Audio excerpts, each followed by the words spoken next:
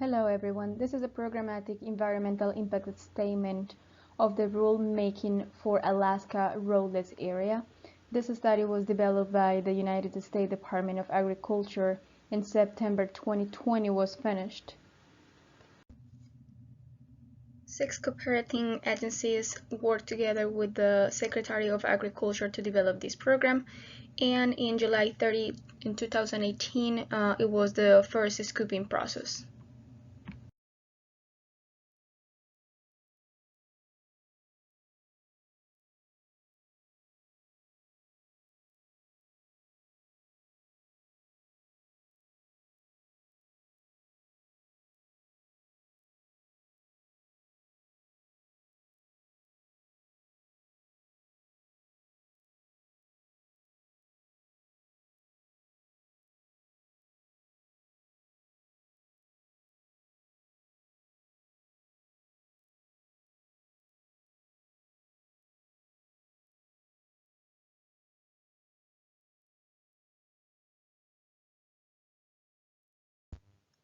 So in January 2018, the state of Alaska submitted a petition requesting that the Secretary of Agriculture exempt the Tongass from the 2001 roadless rule.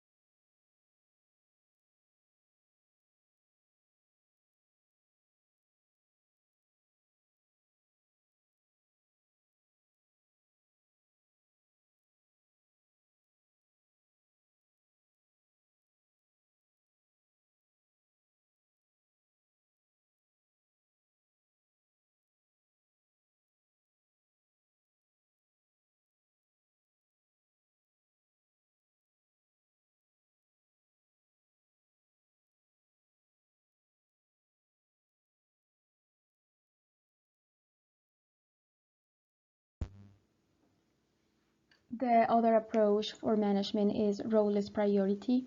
So this one is similar to the roadless rule, but is less restrictive and addresses Alaska-specific concerns. Especially, it provides for infrastructure development to connect and support local communities and road construction for access to renewable energy and leasable minerals. In the final presentation, they remove another approach, which was the community priority, and this one allows a small-scale timber harvest associated roads.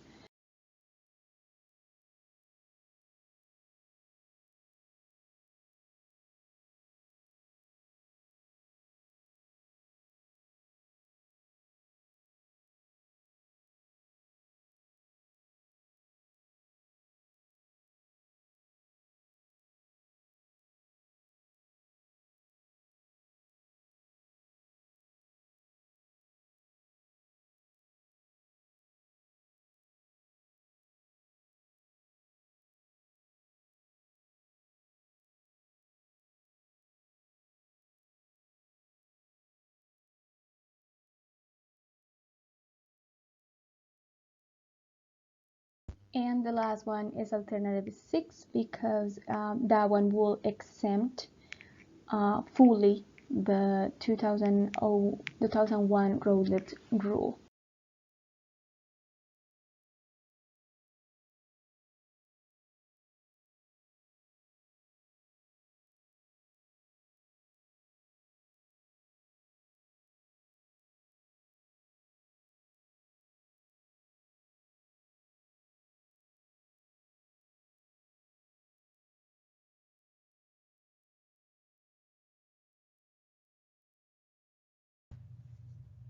The preferred alternative is alternative 6, which removes all 9.37 million acres of the roadless acres of the Tongass.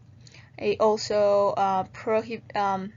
remove all the prohibition on timber, all the prohibition on road construction, and now the resources management plan will decide what will be the management for these areas that are going to be under this new rule.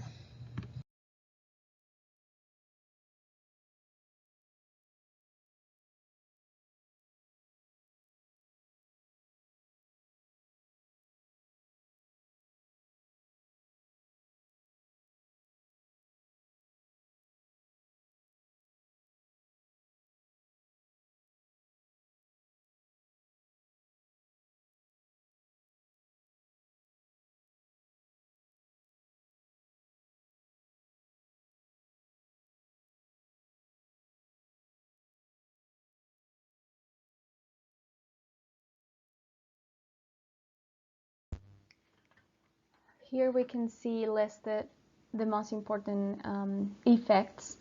So biological values is the diversity of plants and animals, communities, and protection of all growth forest. The habitat roadless areas are expansive areas with high quality habitat and ecosystems. They have roadless areas serves as a habitat of threatened and endangered proposed candidate or sensitive species. For those species depends on large and undisturbed areas of land. Physical values has a high quality and undisturbed soil, water, and air. Water also provides variety of resources for public drinking water resources, fishing, and aquatic resources. As a social values, we can find remoteness, provide economic opportunities to the rich, primitive, semi-primitive, motorized, and semi-primitive non-motorized classes of dispersed recreation. The landscape is one of the most valuable aspect. It's undisturbed areas that serve as a barometer of measure the effect of development in other parts of the landscape. The scenery is its natural appearance landscape is high scenic qualities, and it represents a high value for people. This area is a very rich area in cultural levels, in traditional cultural properties and sacred sites.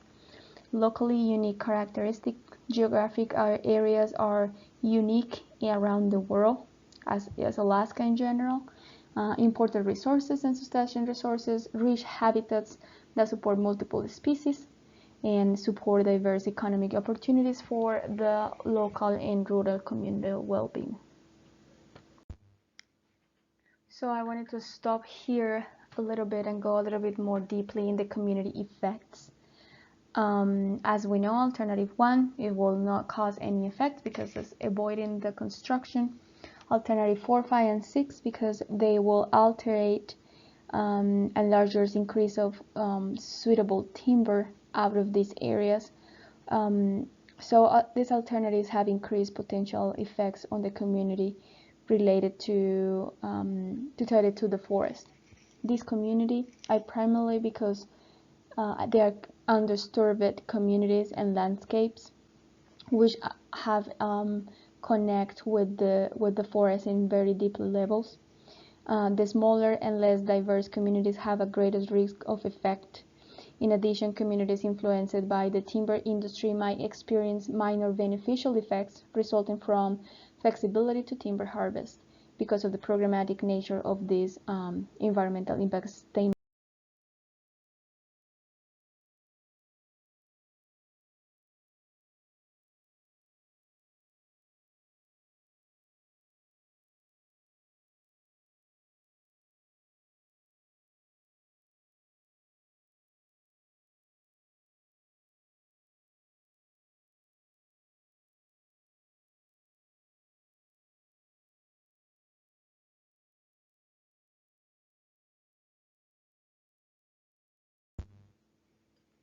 When we compare the results of this analysis, we can see that pretty much they're showing that the impact is going to be minimal, neutral, or probably moderate in some of them, but none of them will have a bigger impact compared with the other one. Not even the alternative 6, which is basically removing 9.3 million acres, which make which it's a big surprise for me in this analysis, and it's interesting that they know that they don't show really significant impacts by removing that vast area from the park. However, I'm going to show you in the next couple of slides how the community feels about this and other organizations as well. I wanted to put this part of the document here so we can actually see how the traditional and cultural properties and sacred sites are going to be affected by these alternatives. Before any management action takes place, the standard process for considering effects will be conducted as required by the implementation regulation for the National History Preservation Act. So they actually consider this act to evaluate what will be the affectation and the possible impacts over the tribal communities. The tribal consultation is an integral part of the planning process for management actions, as well as the consultation with the state historic preservation officer. For cultural resources, including historic and traditional cultural sacred sites, prior to management action take place on the ground under the proposed rules and other regulatory alternatives. Resources inventories and appropriate mitigation are required by law.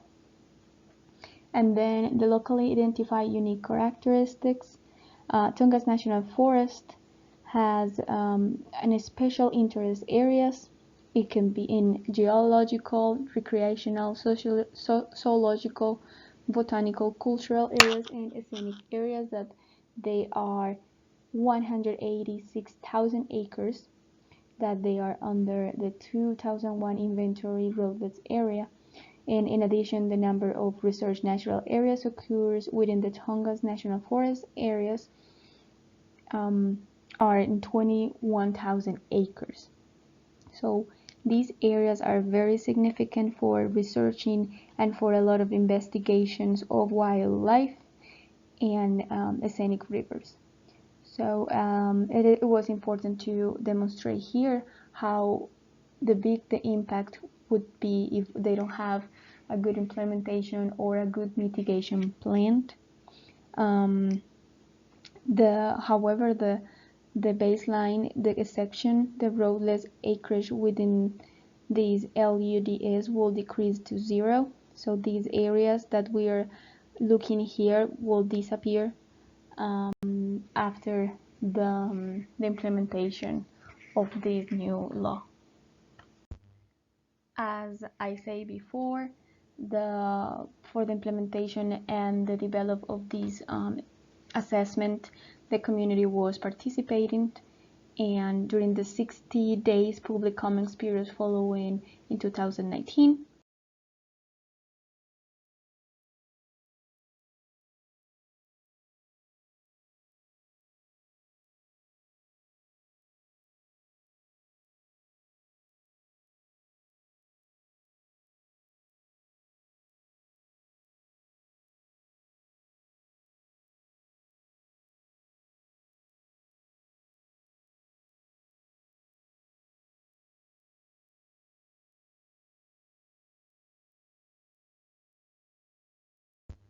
so this part is very important to explain that, but it was a lot of concern because the scoping timing was very short, and the process began to consider decision making even before the community was already giving comments. It was based more on industry and potential and political influence.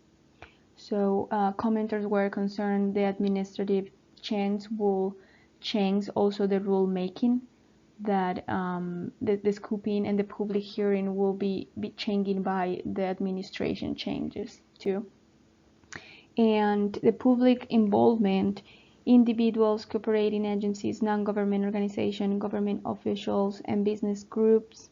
They all were concerns about the very short period that they had to express their concerns and their public concerns, and they feel like ignoring public hearing requests and insufficient coverage of public hearing, which means the alternatives were not considered in the early organization. So here in the right we have the Cry Tribal Association letter, where they specifically mentioned that they are not supportive with these new change of the conservation areas. They express that they have many sites where they are secret for these tribals, for the tribes, and how this can affect the spiritual and religious practices that they have. It's also they express their concern about national diversity and all the affectations for invasive species.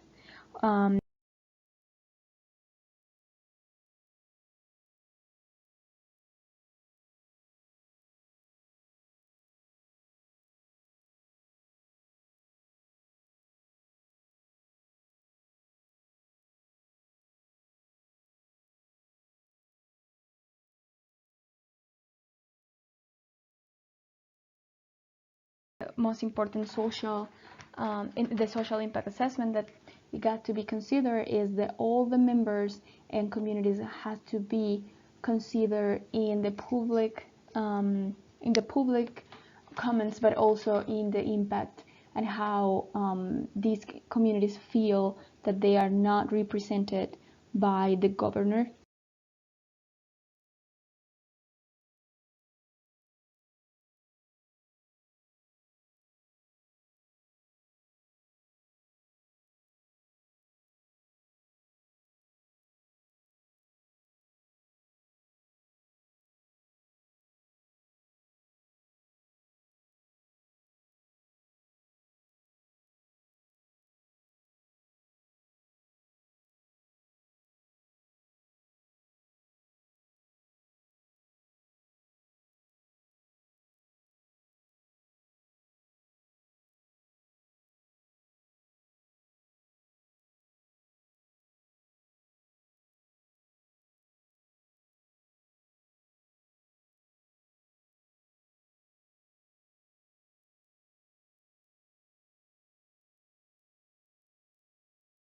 They develop a really large and extensive computerized geographic information system database that it's continually improved and updating by the programmatic and the project level analysis.